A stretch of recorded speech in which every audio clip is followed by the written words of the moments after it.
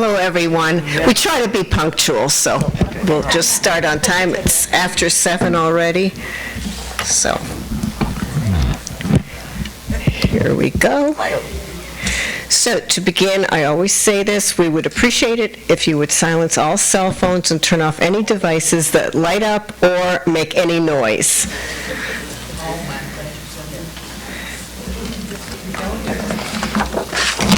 Lots of familiar faces, but I will introduce myself. I am Carol Weintraub-Fogel. I am a member of the Jay's Book Fair Committee, and I'm also an executive member of the board of the Jay. It is wonderful to see all of you tonight. Thank you for joining us, where we invite you to find your Jewish center. I offer a special thanks to the generosity of all those who have made the book fair possible. Our pillars of light, our patrons, and our sponsors. I would also like to take a moment to recognize the entire Book Fair Committee, as well as our staff, whose dedication and hard work have created another special book fair this year. I would like to add that it is thanks to our donors that the book fair is still able to present most of our programs free of charge to the community. We invite you to consider becoming a patron or a sponsor, which will help sustain the Jay's ability to continue to offer such programs and events free of charge. This is the country's oldest and still one of the best Jewish book fairs in the country. We in Detroit have much to be proud of as our community leads the nation in innovation in Jewish programming. I would also like to thank our community partner, the Federation of Greater Ann Arbor, in partnership with BIC, TBE, and UM Hillel. And I'm sure everybody knows what those initials stand for, or you can ask Alex when he begins. It is now my pleasure to introduce this evening's special guests. Alex J. Sinclair is Chief Content Officer for Education Impact and an adjunct lecturer at Hebrew University, Jerusalem. He has written and spoken widely on Jewish education, Israel-diaspora relations, as well as Israel politics. Alex has been involved with many Jewish educational and communal institutions in North America, Europe, and Israel. His first book, Loving the Real Israel, was a finalist for the National Jewish Book Award. Perfect Enemy is his first novel. He holds a PhD from Hebrew University, and he and his wife run what he refers to as a hotel for his their 3 children in Modi'in, Israel. And as I discovered, they're almost adults, so he can say that. You can imagine what's involved in a hotel for young adults. Rabbi Michelle Fadam, a native Detroiter, she has many connections to Israel, with many family members living there. Rabbi Fadam spent her high school years in Jerusalem, where she also completed 2 years of national service. She graduated from Jewish Theological Seminary, earning rabbinic ordination and an MA in education. In 2015, Rabbi Fadam became the rabbi educator for Hillel Metropolitan Detroit. And I might add, as if you people don't know, Rabbi Fadam is a beloved and gifted teacher for adult learners, locally with JLearn, as well as internationally with Melton International Hebrew University. Rabbi Fadam lives in West Bloomfield with her husband. Please join me in welcoming our speakers. Good evening. I welcome everybody here. Alex, we've spent some time over Zoom together. We spent some time speaking today. I read the book. I loved it. It was riveting. It's not usually the type of book that I read. I picked it up. I could not put it down. Not only pertinent in terms of Israel, but the characters, in my opinion, jumped off the page. They were, he didn't get this reference when we were talking, but they were not Flat Stanley. Ever remember the books Flat Stanley? They were not flat. I need a microphone? Really? Yeah. Really? Okay, here you go. Can you hear me better now? Okay, you heard me before. Okay. So the characters were phenomenal. They touched on so many different aspects of Israeli society. Israel-Palestinian, secular, religious, peace, and terror, Haredim. They were amazing. They just drew me in, and the story moved. I read it in one Shabbos. So it was absolutely incredible. I would love if you would introduce these kind, nice people to some of the characters. Maybe you can read one or two passages. That would be... I would love to do that. Thank you, Rabbi Feldman, and thank you for the welcome, for the invitation, and it's great to be here in Detroit with you all. I'll introduce you to some of the characters in the book, and I will use a couple of short excerpts to talk about the characters, and then we'll bounce into a little bit about some of the issues that the book raises through those characters. So Neil at the back has been a terrific help with the tech, and he's going to put the excerpts on the screen as well, so you can either shut your eyes and listen to my dulcet tones, or you can follow along. This is where we're going to begin. So the first two characters who I want to introduce you to are Akiva Cohen and Yoav Schindler. These are two of the main protagonists of the book. For those of you who don't know, by the way, what the book is about, I should say that the book is about this scientist, Akiva Cohen, an Israeli scientist, who finds a way to clone Hitler from old samples of Hitler's DNA. He finds some samples of Hitler's DNA and manages to clone him as a new live baby in modern-day Israel. Akiva is a scientist, and Yoav Schindler is his funder, his boss. The relationship between them is one of the kind of the sort of central issues in the book, and without getting into spoilers, it turns out that things are more complicated than they appear at first sight. These are the first two characters that I'll introduce you to. This is a flashback scene. The book is set in contemporary Israel in the present day.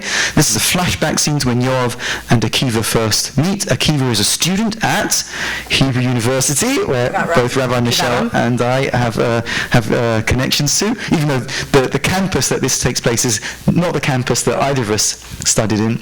It's the science campus. So I'll read it out and you can follow it along.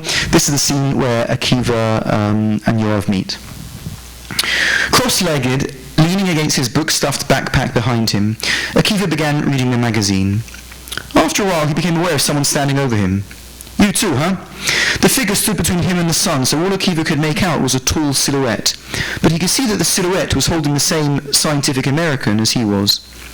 Akiva squinted and made out the features of a fellow student whom he knew by face, but not by name. The tall student sat down on the grass opposite Akiva. Like Akiva, he wore a small knitted kippah on his head, signifying membership in the religious Zionist community. He tapped his magazine on Akiva's as if clinking wine glasses together. "Yoav Schindler," he said. "I've seen you around." "Akiva, isn't it? Akiva Cohen. You're the lead doctoral student in Farbstein's research team, right? Everyone says you're his great prodigy, his anointed successor." Akiva shrugged, his cheeks flushing with fleeting redness. "I don't know. There's a lot of smart people around here. Which of us will end up succeeding Farbstein? A lot of that's down to luck, I think, but yeah, I'm on the team. I hear Farbstein's been enjoying some serious schadenfreude these past few weeks because of this Dolly setback," said Yoav. "That Edinburgh team are your chief rivals, right?" And then we'll skip ahead, Neil, if you just go to the next page. Thank you. Keep going to the next. Yellow, great. Here's good. Okay. "Tell me," says Yoav, "what do you make of the government's response to all the terrorism we're experiencing?" Akiva was momentarily thrown. "Fine, I guess," he mumbled. "Come on, you can do better than that," said Yoav, punching Akiva playfully on the arm. But then Yoav became serious, leaned toward him and spoke more quietly. "Akiva, I know who you are. I know where you come from. As far as I'm concerned, you're Likud royalty. Your opinion matters to me." "I think you have me mixed up with someone else," said Akiva, looking down at his shoes. Naftali Cohen, one of the architects of Begin's first electoral victory in 1977. Brilliant young political thinker and strategist, practically wrote the book on campaigning from the centre-right in Israel. Rumour has it that Begin saw him as a future cabinet minister, was grooming him to run for office. Forgotten today because he tragically died before his time in "I Know When My Father Died," cut in Akiva. "Sorry," said Yoav. "I didn't mean to, hurt you. It's just that, well, I'm one of those who hasn't forgotten him. I've studied him. Look, you probably already guessed this, but you're not a scientist." Akiva cut in again. "Right," Yoav smiled. "I must stick out like a sore thumb here. Well, let's skip again, Neil, if we just go down to the next page, and I'll finish this excerpt, this short extract. I work for a small, rather secretive, but very well-funded think tank, said Yoav. Our mission is to identify the best and brightest young doctoral students whose work we believe could benefit the state of Israel in some way in the future and support them. Help them become scientists who are truly working for the good of the Jewish people rather than slaving away in the academic rat race to get another paper published in a minor journal. And what does one have to do in order to receive this support? Is there an application process? Application process? No, said Yoav. We are, how can I put it, proactive in our search for those who we think meet our criteria. Well, I'm flattered, said Akiva, so what's next? Is there some kind of interview? Yoav smiled warmly, his magnetic eyes still laser-locked on Akiva's. You just passed it. So that's Yoav and Akiva, and you already get a sense from this that Akiva's a little bit of a mystery man, and I won't say too much more about him right now because there's some spoilers. Layered. Yeah. Very layered. All the characters are layered. Yeah, and Yoav is too. Yoav is a kind of, you can see already from here, he comes from the religious right wing in Israel. He's kind of, it turns out, he's kind of like a Bezalel Smotrich kind of character. I don't know if that name means anything to you. Bezalel Smotrich is one of the right wing members of the cabinet right now, a settler, very religious, messianic, extremist settler, and Yoav's kind of that. But Yoav also, maybe we can talk about this later, he's a three-dimensional character who I've really tried to humanize and to make rounded. So that's Yoav and Akiva, and they raise all kinds of issues which we'll talk about that you already mentioned, Rabbi Michelle, about the religious and the secular and the conflict and peace and so on. Yeah, it was incredible. Just sticking with the two of them, it's just amazing to see. Every time I turned the page, I felt like every time there was an interaction with one of them, it didn't matter who the other person was in the conversation, but you saw another layer of their character. It drew you in. I felt like I couldn't put it down because I felt like I needed to know more about where they were coming from. And with each piece that was revealed of what their background, it then fell into place as to where you were going. I couldn't wait to see where it was going to take me. And the way that the characters, you've got, the two women who work in the lab, the way that there's a love interest there too. So, the way that they also play into their interactions with both Yoav and Akiva are amazing. And then you've got our next set of characters who bring in a completely, just the intermarriage issue in Israel, the relationships between Israelis and Palestinians, how does that work beyond the political, but on the personal. You get a feel as you're reading the book, you get a feel that you're walking through Israel. If you've been to Israel, if you've been to some of these places that get identified, there was a scene with Akiva running through Yad Vashem, and you knew if you've been to Yad Vashem, you knew where he was. You could feel yourself there. I've seldom read a book that made me feel that I was that connected to what was going on, that I could actually see myself in it. Thank you. I think I'm just going to let you speak the whole evening. This is great. I'm just going to I'll just shut up and just let you know. I think actually, given that as somebody who has teenagers, I think it'd be great if you could see my teenagers as well. That'd be really helpful. We'll trade. Yeah. I mean, look, I think that it's interesting. The point you make about Israel, the book. I think if you do know Israel, I'm happy to do that. So I wanted it to. For people who know Israel, I wanted them to be able to say, oh, I recognize that place, and I know that. But I think also the book functions on the level, even if you don't know Israel at all, it's also, I think it works on both of those levels, and it has that extra layer if you do, but if you don't, I think it works on its own. Yeah. Shall I introduce you to a couple of other characters who just started talking about, who are Hadass and Omar. So, am I calling you Michelle or Rabbi Michelle or Rabbi Falden? You have to tell me how I can. You're good. Okay. Whatever so is fine. I'll go with Rabbi Michelle. So as Rabbi Michelle mentioned, there's these two other characters in the book who become major protagonists. Hadass Levinson, who is a young up-and-coming Israeli politician, a left-wing politician from the Labour Party, and she is in a secret relationship, having an affair, a secret love affair, with a Palestinian businessman called Omar Suleiman.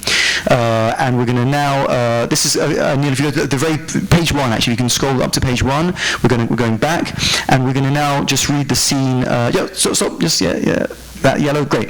We're going to read the scene where we, the reader, meet them, and then I'll say a little bit about those characters as well. So this is Hadass and Omar.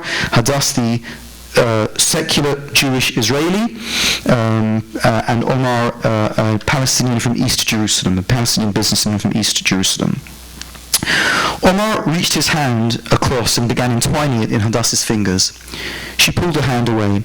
Omar, we can't. It's too public, even with my wig on. I can't risk it. Omar sighed. There is a comfort in the strength of love. 'Twill make a thing endurable, which else would overset the brain or break the heart. Hadass looked at him with a kind of frustrated patience that is reserved only for those we really love. Okay, show off. Keats? Wordsworth, actually, Omar smiled. You know, some men use comedy as a deflective shield. For you, it's melodramatic poetry. I shall polish up my Mel Brooks impression for next time, my dear. A pause. They looked at each other in silence. Hadass reached over and took off Omar's sunglasses. He squinted at the light, but his eyes were dry. For all his sensitivity, he was still a mix of stiff upper-lipped Brit, dignified patriarchal Palestinian, and tough guy Israelian. None of those character traits would have permitted his eyes to tear up. If only you'd spent some time in America, she had once told him. Then maybe you'd have feelings. Feelings, my dear, in my family, he had answered, are what happens when you stub your toe on the table leg. Those are feelings. I'll skip ahead a little bit, Neil, to just the next page. Just here, it's great. Yalla, Habibti. So, my love, what shall we talk about, said Omar. Is this always how it's going to be, a few moments snatched here and there? He put his sunglasses back on again. I hate it too, Omar said, Hadass, but you know it's the only way, for both of us. You're right, I know, sighed Omar. I can see the headlines now. New survey finds that most Israelis would be perfectly okay with their future Prime Minister's husband being Palestinian. I think not. Ah, we're playing an Israeli-Palestinian conflict poker, are we? Grinned Hadass. I'll see your new Israeli survey and raise you. You think you could breeze in and out of Jenin for your business meetings with Hamasniks with your blonde bitch Israeli wife in tow? Touché, beamed Omar, doffing an imaginary cap in Hadass's direction. They both sat in thought for a few moments. You realise this is the first time we've used those words to describe our future, murmured Hadass. Yes, I was just thinking the same thing, said Omar. He paused. I like it. He cleared his throat and made a gesture as if to introduce the empty footpath in front of them to Hadass. My wife, Hadass Suleiman, has a nice ring to it. I think I'll be keeping my name, smiled Hadass, leaning over to give him an elbow to the stomach. You old-fashioned patriarchal oaf. But I like the sound of it too. My husband, Omar. They sat in quiet shared rumination, enjoying the fantasy but weighed down by its impossibility. Okay, thank you, Neil. You can take that off, but we'll be done with that. Thank you so much for the help with that. So that's Hadass and Omar. And look, as you can say, I heard a few kind of maybe giggles during the reading. And they have this kind of, I think, really fun banter between the two of them. People who read the book say to me that those are two characters who they really love and they really stay with them afterwards. And I like that because I love the characters as well. And each of them on their own, and each of them, the relationship they have between them, I think, is a really fun, interesting relationship. And the first half of the novel has these two plot lines kind of going in parallel. There's the Yoav Akiva plot line and the Hadass Omar plot line, and then halfway through the book they weave together. I can't tell you how because that's a big spoiler, but they come together, and the second half of the book are these four characters in a kind of a juggernaut or a train leading towards a big climax at the end. Hadass and Omar, they raise all kinds of questions, as you said, about assimilation, about the relationships between Jews and Palestinians in Israel. We can talk about some of that, or we can talk about whatever. That, the left and the right, I mean, he read in there, it was capitalized, blonde bitch. That's how she was referred to. She's a journalist. She was on TV, and that's. Am I right? She was on TV. Yeah. She was a newscaster, and that's how she was referred to by the right wing. So she knew about that, and it was self-deprecating. The way that the division between the right and left that was described in the book, I thought was so accurate and such a great portrayal, unfortunately, of what we're seeing in real life today going on. I think maybe some of it's changed, I think, with another piece with the Haredim, who are now not drafting. I think you're finding some of the right is moving more to the left. I don't know if it's more to the left, but they're moving away from the Haredim because this idea of the Haredim not drafting, which you touch on in the book, but unfortunately, since October 7th, this idea of the Haredim, and it's been an issue for 40 years, that segment of society doesn't draft into the army, yet they are happy to receive funds, and that's an issue in Israel. But since October 7th, you're really seeing that become an issue, not only between the lines that you would think, the left and the right, but also on the more traditional side, you're seeing the national religious, which is where Akiva and Yoav are both part of. They're separating themselves from the more right wing because they all serve, their kids serve, yet the Haredim don't. So it's an interesting piece. But there's all kinds of fault lines in Israeli society. There is Baruch Hashem, we have many fault lines and many problems, and so the book touches, I think, on a bunch of these different fault lines. There's the right-left fault line, right, with the religious secular fault line, peace-seeking hawkish fault line, a secular religious fault line. There's a bunch of these different kind of fault lines, and one thing I did want to do in the book was to have as diverse a cast of characters as possible in there. I think that one of the interesting things about Israel is that it's a very diverse place, and often much more diverse than we give credit for. And so in the book you have a left-wing secular woman, a right-wing guy, you have a gay guy who we haven't mentioned, but he comes up in the book as well. You have an Ethiopian woman, which is Hadass's chief of staff. Hadass's aide is an amazing Ethiopian woman character. You have a bunch of different kind of characters. I couldn't get everybody in, but you try to give voice to Israel's diversity. But you don't give anybody a pass. No, nobody gets a pass, and that's really important. Maybe, as I said about Yoav, without giving away too much, Yoav is the bad guy of the book. He's the extremist, right-wing, messianic settler. He's a pretty scary guy, and he's the bad guy of the book. But I really tried to humanize him. There's a couple of scenes in particular where I really tried to make him three-dimensional, not to portray him as a James Bond baddie, but as a person with feelings and with an inner life. And I think that's the reality of relating to Israel today in many ways. I have a lot of very, very deep, painful critiques and anger about the Yoavs of real life and that kind of community in Israel. I think that they're leading Israel in a terribly misguided and scary way. But I know some of these people, and I'm colleagues with some of these people, and they're human beings. They're real people. They're good people. And if you take out of the politics, they're good people. They have what they perceive to be Israel's best interests at heart. And so I kind of really did. I wanted to humanize, because I think it's dangerous when we dehumanize or two-dimensionalize the other. And on the other hand, the quote-unquote good guys of the book, Hadass is certainly, Hadass and Omar are the good guys of the book. Akiva is complicated, and I won't say too much about him, because it's very spoilery. But Hadass and Omar also don't get a pass. They do bad things in the book. They compromise themselves. And I think that's also, the reality of everyone is, not just in Israel, but in life, everyone is compromised, everyone is complicated, everyone is flawed, and so nobody gets a free pass. Right, and I think one of the other characters which we really haven't spoken about is Hitler.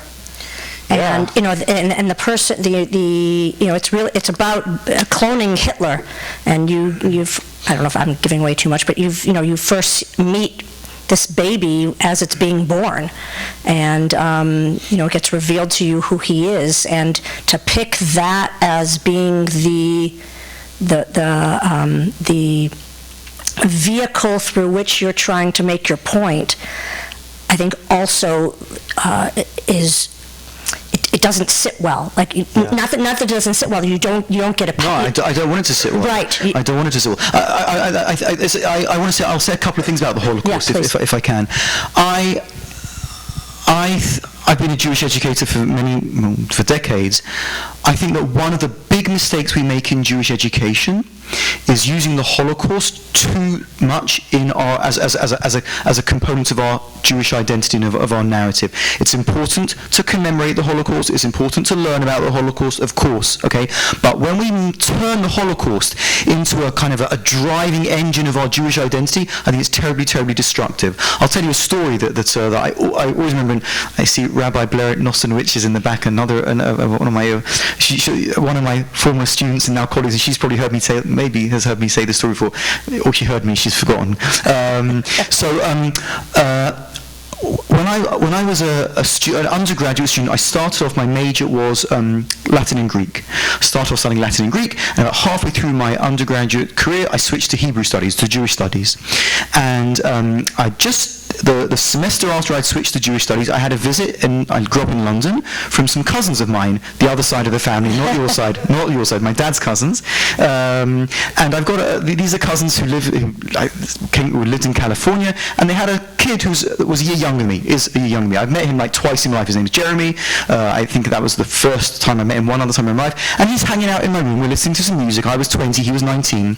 We're schmoozing, we're chatting, and he wanders over to my bookshelf, and he sees on my bookshelf I've got a whole row of all my new books from my new major in Jewish studies. There's a Bible, a Tanakh, there's a book of modern Hebrew poetry, there was some Mishnah, I don't know, a bunch of books. And so he says, what do I do with these Jewish books here? So I explain. I just switched to Jewish studies, and I'm taking a course in Tanakh, and I'm taking this course in modern Hebrew poetry, and I'm doing this course in modern Jewish history, and it's really exciting. And I was a little, I was into it.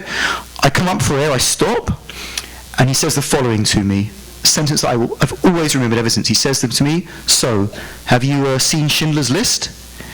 And I always thought that was a devastating, devastating moment.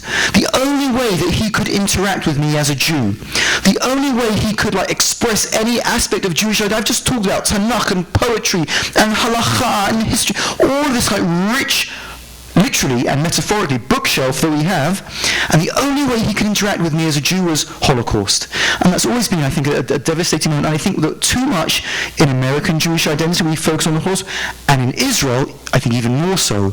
And this is where October the 7th comes in, but even before October the 7th, in Israeli identity is so driven by the Holocaust, by our history of being oppressed, of being the victims, of being this. You think so? Really? Oh, I think that if you ask most Israelis, it's the classic Israeli teenager thing where they take teenagers to Poland. Right. You see the death camps, you see Auschwitz, you sit there, and then you sing Am Yisrael Chai, and this is why you have to go back to Israel to be a proud Israeli and to be a proud soldier. We're driven by the Holocaust in, I think, sometimes what can be a very negative way, and I think with October the 7th, we're seeing it in a different way that happen as well. Yeah, it's so funny. I mean, I agree with you in terms of I think diaspora Jewry thinking, attaching their Jewish identity to the Holocaust. But it's so funny because I think if you were to ask my three boys, and maybe this is a bad example, I don't think they would ever say Holocaust. No, neither would mine, but maybe that, I think we're not It could be. And also October 7th, my kids are not relating to it from the victim, but rather from the strength of... So maybe I think that's not typical, and maybe I'll say something about October the 7th in the book as well. Yeah. One of the questions that the book really tries to, I think, grapple with and confront the reader is, how do we respond to trauma? That's the Hitler piece coming. In other words, we all are, whether the Holocaust is too much or not too much, but as Jews, we have this traumatic past. Certainly in the 20th century, but even going back beyond that. But we have we've had a tough few decades, or at least in the middle part of the 20th century, we did, and Israeli society was, I do think, was kind of is still grappling with that. Yeah. And really, what Yoav and Akiva are both asking themselves and asking the reader is, how do you respond to trauma? What do you do with that experience? Now, Yoav has one answer. I can't say too much about what their answers are. So maybe I'll say Yoav's answer is about revenge and about power. I'll just put it in that way. And Akiva has a slightly different answer. But I think that's the challenge for Israeli society today. Israeli society is in a moment now where it's gone through the most traumatic event since the Holocaust, with October the 7th, and how we respond to that, how we as a society, how do we prevent ourselves from being sucked into this kind of Yoav-like response to October the 7th, wanting to wreak revenge, wanting to put up our defense mechanisms and to kind of, that's a real challenge for Israeli society today. And so the book was written before October the 7th. Would you have written it? So this is a great, How long were you thinking about the book? So I'll tell you a funny story about the book and about my life as a novelist. So the first, and Nancy and Alan, you might remember this. This is Nancy and Alan, my cousins who live in West Bloomfield, who came to see me here. So and you might remember this from years and years ago. I don't know. This book is the second piece of literature, the second piece of fiction that I ever wrote. The first piece of fiction I wrote was, I'm now 52 years old, so it was 42 years ago when I was 10, and I don't know if you're aware of this, but there's a very famous British person who is 42 years old, and that person is Prince William. When Princess Diana, of blessed memory, Zichrona Livracha, when Princess Diana was pregnant with Prince William, or with what was to become Prince William, there was a it was throughout London. London's major radio station ran a competition for kids, young kids, to write fairy tales for Princess Diana that she would then read out as bedtime stories to her soon-to-be-born heir to the throne. So there was I don't know how many thousands or tens of thousands, and I was one of 6 kids. I was 10 years old, one of 6 kids who wrote a fairy story and was chosen as one of the winners, and I was presented to Princess Diana. The books were bound together, the stories were bound together in the book, and was presented to Princess Diana. And on YouTube, even to this day, there's a little clip of me as a squeaky little 10-year-old kid being presented to Princess Diana. So that was the first time. We're all going to Google that. Oh yeah. Wait till we're done. I'll send you the link.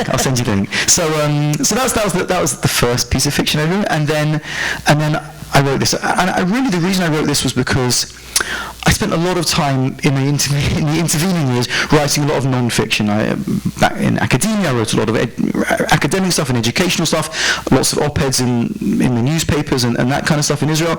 And at some point, I got to the point where I kind of felt I'd said everything that I wanted to say, and I felt that I was writing the same stuff over again and just tweaking things here and there. And I felt that I was reading the same stuff over and over again, and I kind of felt I had nothing more to say. So I thought, okay, maybe there's a different way of getting into some of these questions about Israel, war, peace, Israel, Palestinians, terrorism, conflict. How can I get into some of these things in a different way? And then I got this, do a little Hebrew lesson here, one of my favorite Hebrew phrases. I got a juk barosh, which means literally a juk is a cockroach. I got a cockroach in my head. It's a great Hebrew phrase, which means it's not quite being my bonnet, but I got an idea that was rattling around in my head that maybe I should try writing fiction, try to kind of touch at some of these issues through fiction, and so that's what I did. So I worked on the book. I started working on it probably 6 years ago, finished the first draft 4 years ago, and then 5 years, what am I talking about? 6 years ago to 2 years ago, worked on it for about 4 years, and then... So would I have written it similarly after October 7th? Similarly? Yeah, would you have written it similarly? I think the book is also about Jewish education. What do you mean by that? Well, just when you were talking right now about the idea of how do we present the Holocaust, what role does it play, what type of role does it play in our Jewish identity? What happens when it takes when everything else, the joy that we're supposed to feel in being Jewish, doesn't get presented, but rather it's Jewish out of obligation to those who perished, who were murdered in the Holocaust. I think that's going to be, I think we're going to see a lot of that coming through with October 7th too. But, back to the question, would you have written it post-October 7th? I think that in a way it's good that I wrote it before October the 7th, because there are some scenes in the book which are really hard to read post-October the 7th. I mean, there's some stuff in there which is, I would use the word prescient but that's a little bit immodest of me, but there's some stuff that I wrote in the book that it's like copy-paste.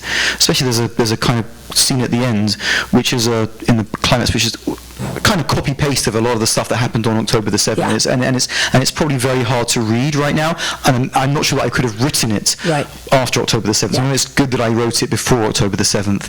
And there's also some of the stuff that Hadass says. I mean, there's something that Hadass at the very beginning of the book says, which I won't read out, but it's she gives this kind of political speech at the beginning of the book, which is like you couldn't ask for a clearer explanation of how politically and strategically what led to one of the things that led to October the 7th. But certainly the more difficult stuff, was easier for me to write before October the 7th, Right. and it's hard to read, but that's reality. The book is a book which really it thrusts you headfirst into the difficult and sometimes ugly and sometimes scary reality of modern Israel and Israel's relationship with itself and with the Palestinians and so on and so forth. And it's and so I don't make apologies for that. I think that I wanted the book to be a book that would, as you said, be a fun book, be one Shabbat read book. That was it. And like be a compelling. It's not a character study. We've been talking about the characters. It has no pretensions to be a piece of high literature. I joked before with Lauren that it's on the shelf out there next to some Arthur Miller books. So I was like, okay, fine, I'm on the same bookshelf as Arthur Miller, but apart from that, it has zero connection, I think, to Arthur Miller in terms of style of literature. This is it's a quick read, it's a fun read, it's like a kind of Dan Brown, Michael Crichton kind of a vibe to it, and along with that, it raises all these questions about Israel and about Israeli society and about Jewish identity. So it kind of, I hope it functions on both of those levels. Yeah, I thought it was tremendous. I really did. I thought it really hit on all of those issues that I think especially, whether you would have written it after October 7th, I think reading it after October 7th is even more important than having had read it before October 7th, because I think some of these issues right now we can't see. The Hadass Omar relationship, I think, is going to be a very difficult one for people to be able to say, oh, there's no way that's going to happen anytime soon. Or even hearing Hadass with her very left-leaning ideas, I think you still have not heard those coming back yet. Correct. The peace side, you're not hearing coming back yet. But I think in years to come, we're going to slide back into that. So I think post October 7th, it's an extremely important read, because people need to face the characters who are here and what they represent, just as the nuances of the communities that they represent, and how there's such overlap and what it means, the good and the bad. You were talking about how did you portray Yoav as being the bad guy? Baddie, but not a James Bond so kind of funny, because bad I guy. didn't see him as the bad guy. That's so interesting. I know. That's really interesting. In terms of the bad guy, I didn't like how he interacted with people. That I thought was bad. He was probably the character that I found to be the most dishonest. Huh. But in terms of bad, at the same time, I understood where he was coming from. Okay, that's really interesting. So that's great. That means I succeeded in making him, in humanizing him, making him three-dimensional. Can I say something about Hadass that you mentioned? So I remember what I was telling a friend when it first came out, or even before it came out. I said that one of the characters is a young left-wing politician who is like reviving the Labour Party and reviving the politics of the left in Israel. And this friend of mine said to me, "Oh, so it's a fantasy novel, is it?" There is something about that which is maybe that speaks to my own political wishes or whatever, and I'll say something actually about Hadass and Omar, and then I'd love to get some questions if we have as well. But do we have an hour? We have an hour. Okay, so I'll just say something about Hadass and Omar as well, which I think is really interesting.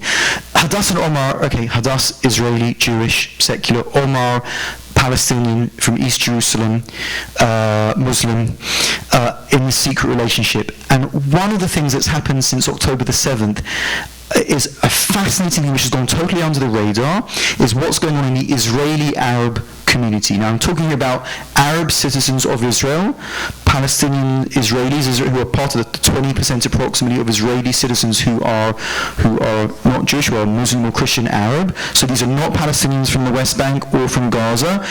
Omar is from East Jerusalem, which is a weird, complicated in-the-middle status, so I won't get into that. But after October the 7th, fascinating stuff has been going on with Israeli Arabs, which I want to just talk about. It's not really connected to the book except for Omar, but I think it's so interesting.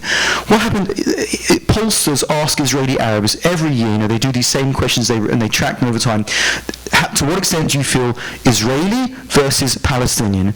And typically over many, many years, most of the time Israeli Arabs or Arab Israelis or Palestinian Israelis, most of the time they'll say they feel more Palestinian than Israeli because they're Palestinian culturally and religiously and ethnically and nationally, and their Israeliness is like a technical, they hold an Israeli passport and they vote in Israeli elections. It's more of a technical thing. After October the 7th, there was a massive swing of Arab Israelis saying they felt more Israeli than Palestinian. Fascinating. Why? Presumably, the pollsters believe because suddenly a lot of these Israeli Arabs who they live in Israel, they work with Jews, they go to the hospital with Jews, they live their lives amongst Jewish Israelis, and they kind of suddenly saw the Palestinian narrative, if you like, being, well, that's Hamas, and if that's what it means to be Palestinian, and this is what it means to be Jewish when Israeli society post-October the 7th was coming together and all the social, coming together to help people from the north and the south. I feel more Israeli suddenly. So there was a massive swing of Israeli Arabs in terms of the Israelification, quote-unquote, of their identity. And at the same time, Jewish Israelis were suddenly feeling much more skeptical and suspicious of Arab Israelis because of Gaza and Hamas, and they're Arabs and they're connected and they're cousins of, etc. So there's a lot of weird, interesting dynamics going on within Israeli society, specifically about that 20% of Arab Israelis, which we're only beginning now to see how that is going to play out over the next few years. But that's just an under-the-radar thing to keep your eyes on, because that's going to be very interesting for Israel's future. Yeah, and especially with Hezbollah bombing, the bombs are falling in Arab cities. Exactly, and many Arabs have been killed by Hezbollah's bombs. Right. Yeah. Questions? If you don't have questions, then Rabbi Michelle and I will be very happy to carry on talking because we're having a great time here. Okay, I have a question, and I read the book, so I want to ask you to flesh out the scene that you created where Yoav goes back to his yeshiva where he learned, and specifically the description of the building. It was one of the most evocative parts of the book, and please, correct me if I'm wrong, but my memory is that it's like a big Jewish star where the base of the star is planted into the earth. And I just would like to hear you talk about how you created that image, what you were trying to say with it, and the power of the narrative that Yoav is being raised in. And were you trying to create another story of what Israel can be, or are you also just sort of showing, wow, this one story is incredibly potent, and what do we even do with it so at large? Yeah, thank you. The image of this yeshiva, this fictional yeshiva, is like I said, the entrance, as you described, is like this. I think I could find it read out, but it's the Magen David, and the bottom of the Magen David kind of goes into the ground, and that's the entrance you walk through. Now, I think when I wrote that, I don't know if this is true or not, but this is what I think. I had in my head that one of the synagogues in Gaza, before the disengagement from Gaza, looked something like that. I'm not sure if it was exactly the same, but when I wrote that, I had in my head I'd seen pictures of the settlements in Gaza during before the disengagement, and that's kind of what I had in my head. I might have been totally inventing that and misremembering it or getting it confused with something else, but that's kind of what I had in my head and what I was transferring it from. But the scene in the yeshiva, I'm glad that you mentioned that, and I think Rabbi Michelle mentioned it as well. There's a scene where where I can't give away too much because it's a spoiler.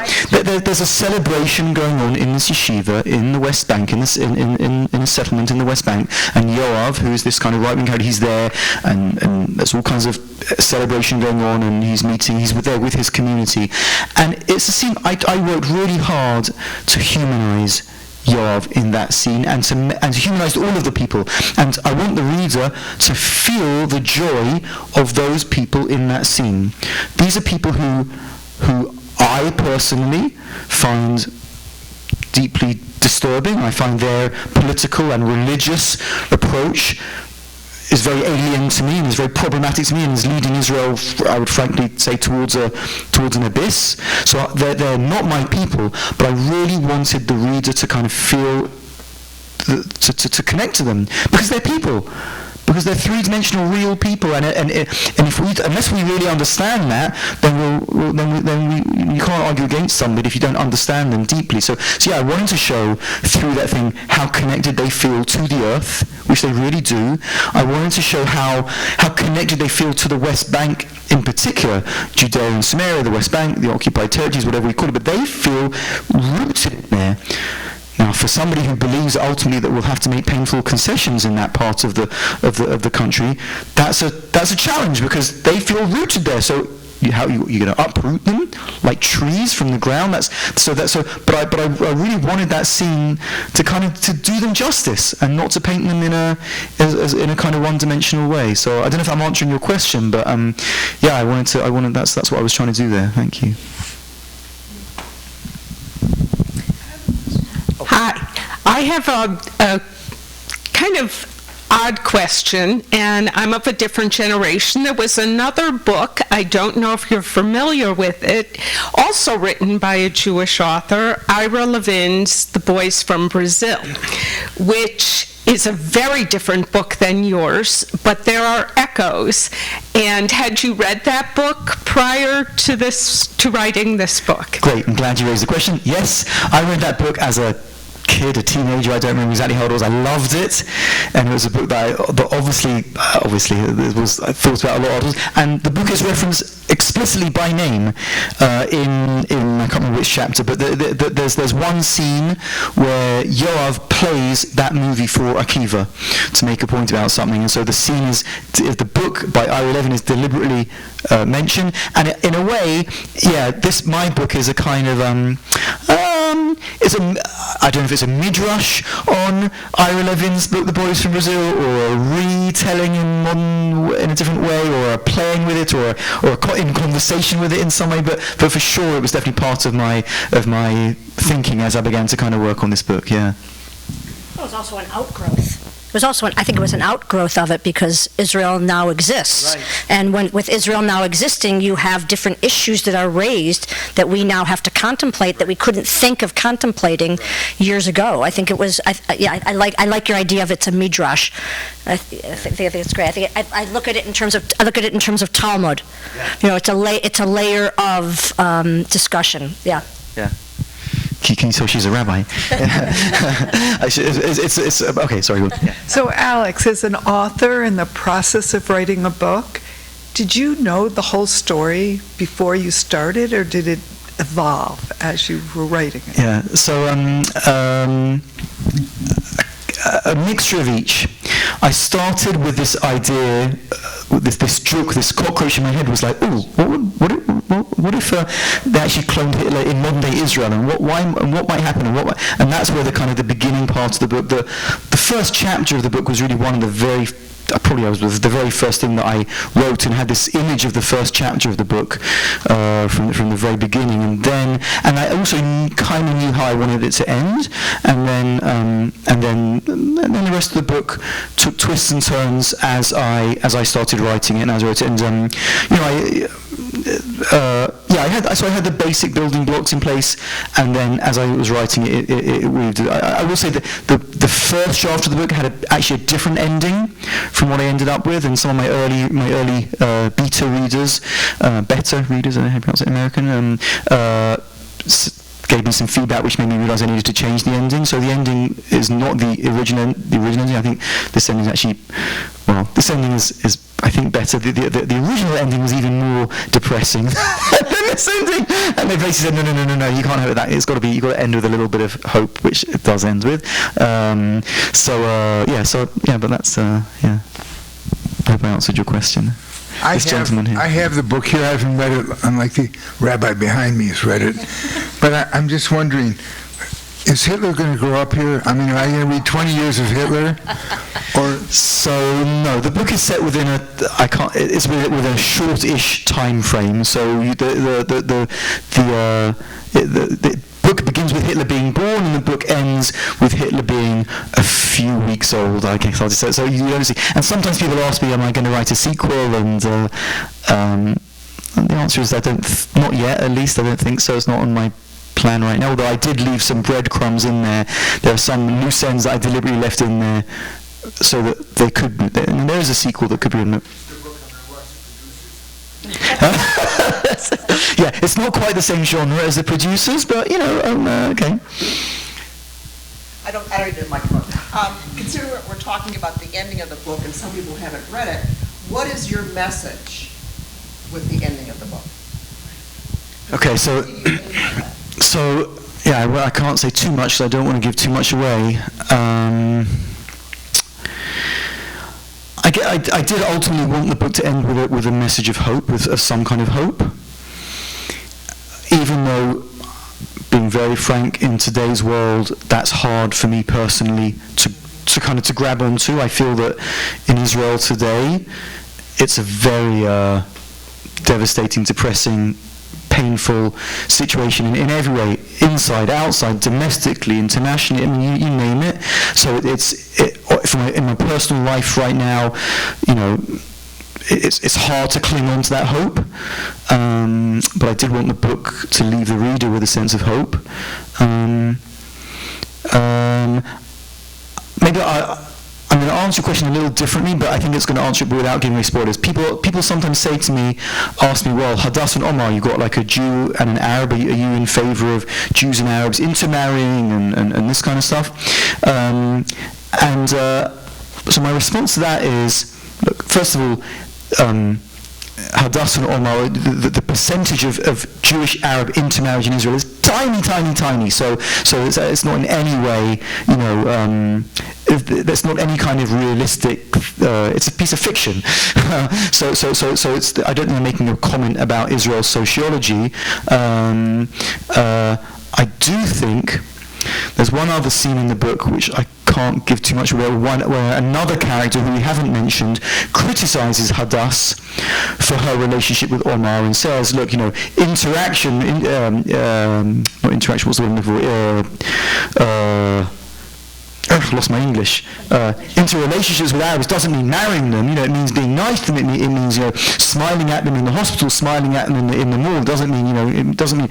And I think that that is my vision of Israel is an Israel where I think Jews should marry other Jews. I believe in Jewish Jewish continuity, etc., etc. But I do want an Israel where Arab Israelis are fully part of Israeli society in every way, in a way that they're not quite yet right now. Right now they're technically, they have the vote, and in many ways, in certain legal ways, they have equal rights, but culturally and religiously and nationally and politically, they're not yet. And I believe that Israel has to fix that. Israel has to become a country where 20% of its people have to feel implicated and by the country and feel connected to the country, and otherwise I don't think the country can succeed. So I don't know if that's exactly answering your question or I'm talking around it, but without asking for a spoiler, but just a general kind of question. What's our fascination with Hitler? We have The Producers, we have The Boys in Brazil. In politics, we refer to people as Hitler. It's for a person who's been dead for 80 years. what is our fascination? Why could you pluck this person out of history and write a contemporary novel? This is not, one of those Holocaust-adjacent novels, which takes place in 1940 or 1937 or whatever, and whether it's about the Holocaust or World War II or Holocaust-adjacent, as we like to say in literature. This is a contemporary novel. Why are we so fascinated with this person from history? Yeah, it's a great question. Look, I suspect it's partly because of the magnitude of what he did. And because, look, in a way that I'm trying to have my cake and eat it with this book, because I said at the beginning, or when some time ago I said in this conversation, it's terrible how our Jewish identity is overly motivated by the Holocaust and and all that kind of stuff, and we have to move away from that, and yet here I am using that thing which I'm criticizing to as a conceit for a novel. So I don't know. I think I don't have a good answer to your question. It's a great question. I don't know what the answer is, but I think that it's the magnitude of what he did still, like, he's become part of our DNA in a way that I think is really unhealthy. As I said, really, really unhealthy. And so I'm having my cake and eating it, because I think it's unhealthy, and yet here I'm writing a book that's using it. But, and my fear, to go back to Israel, is that October the 7th is going to do the same thing for the next generation, which I think is, in a way one understands why that might happen, just as one understands why Hitler is so kind of like, oppressively present still in our lives, and October the 7th may be the same, but it's not healthy. I think this obsession with Hitler is not a healthy obsession. Again, I realise the irony of what I'm saying, but that's, it's not the first time we've done this, Hamantashen. Yeah. Right? I know there's lots of jokes in Israeli media about, like, Sinwar ears, cookies, and things like that. They're comparing it to Purim. Yeah. Healthy obsession Yeah. with our tormentors. Yeah, some of it's dark humour, which, by the way, is another part of Israeli society. I think unless you've lived in Israel, you don't really get to appreciate it. Israelis have such a dark sense of humour, which I think enables it's a survival mechanism. It enables us. So the jokes, there are jokes about October the 7th, and jokes about, as you said, about Sinwar. I mean, it's like but sometimes you have to laugh, otherwise you end up a gibbering wreck and you can't get out of bed in the morning. Yes. It reminds me of the conflict, the constant, eternal good against evil. That theme is woven through history, good against evil. So in contemporary times, we think of the evil as the Hitler personality. The other thing I want to comment on is the relationship between the Palestinian and Israelis. Remind me of the American growth and conflict between the blacks and the whites in our society, and how we have evolved to go forth, and it's all because of hope and optimism. So I think that yes, and I think that the Israeli-Palestinian or Israeli-Arab relationship is not the same as the black-white relationship in America. I think there are obviously similarities, but I think that the Israeli-Palestinian piece, it's got a racism component, but it's also got a national component, an ethnic component, a class component, an economic component, a historical. I think it's even more messed up and complicated. So I think one of the things which we see going on in the media today is too easy kind of copy pasting between 1950s, 1960s black-white relationships in America, copy-pasting that to what's going on in Israel and Palestine today. And I think that's a mistake to do that. Copy-pasting is not quite fair or accurate. Years. Yeah, It's not recent. but more so since October 7th. You've had that already going back, I think, with the 60s. You saw that change in the late 60s, or you saw it come out, I think, more in the 60s when Jews made inroads in ways that the African American community could not make inroads into regular society, and I think you saw that. You saw that with Farrakhan. You saw it with even earlier than that. You saw it with Malcolm X going to the Arab countries earlier on and coming Right, back and right, making that. right, So right. you saw that what's the word I'm looking for? The intersectionality Intersectionality, is the piece yeah. that is the word. yeah. But I think you've seen a rehash of that recently. Yeah, yeah. It's so funny because when I went back to the Hitler piece, it's so funny because for me, the Hitler piece was there, but I used this word earlier, I saw it more as a vehicle, and I would forget about the Hitler piece as I was reading the book, but the concept of evil kept, I knew that it was back there, but in the background, but I saw the characters as really being more in the foreground. But it's so funny because we have such a different view on what role Holocaust plays, at least in my again.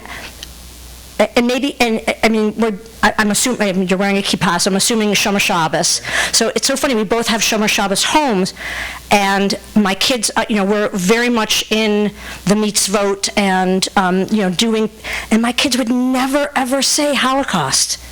It's so fun. It's so fun. But mine neither. Right. Most Israeli schools send their kids in, I can't remember, in 11th grade maybe, to Auschwitz, and it's like a rite of passage. We banned our kids from going there. We said, each of our kids said, "You're not going. We're not going to pay for it. We're not going to allow it. It's not happening." For that reason, but I don't think that we're typical. And you could be right, but the people that I spend time with in Israel, I can't see them saying Holocaust. Okay. It's very. It is interesting, yeah. Okay. And we have overlap of so many people. Now I have to go text all of them. Okay, so see what they say. Yeah. Yeah, but I think it's now I'm gonna have to. We're going in 2 weeks, so I'm gonna come back with a survey. with a survey and a report. Yeah. As I'm walking around the shul, Yeah. in the community, Yeah. I'm gonna have to see where does it, what are people thinking? Because so many of, that's why I think it's a diaspora. I think it's a North American piece because so many Israelis are not of European descent, so they don't have that Holocaust connection. And so I think that's a big difference. So funny. Okay, well, Okay. continue. All right. Well, thank you so. Okay, last question. Last question. Oh yeah, we really should finish. Yeah. I read a lot about the Holocaust, although my parents are from Europe, but they came in before the Holocaust hit from Poland and from Lithuania. But I do know people whose parents survived the Holocaust. Have you ever spoken to anybody? I mean, that thing can never die of what happened in the Holocaust to people who actually lived through the Holocaust. It has to be kept alive. I was in Czechoslovakia. I went with a bunch to a theater there. These kids were from another country, and I said, "Do they ever teach you about the Holocaust, about what happened?" And they said they mandated in Germany that we should go and see. We're going to Auschwitz, we're going to Birkenhaus, and they're keeping up the fact that this happened. And it happened in Germany, and this is where it started. And you know what? Whoever was elected now, we're not far from having another Hitler. I'm just saying that. Yeah. Look, I obviously, I have heard many stories. My wife's grandmother was a Holocaust survivor, so I had so yeah. I mean, and it's a longer conversation and one that maybe we can have afterwards.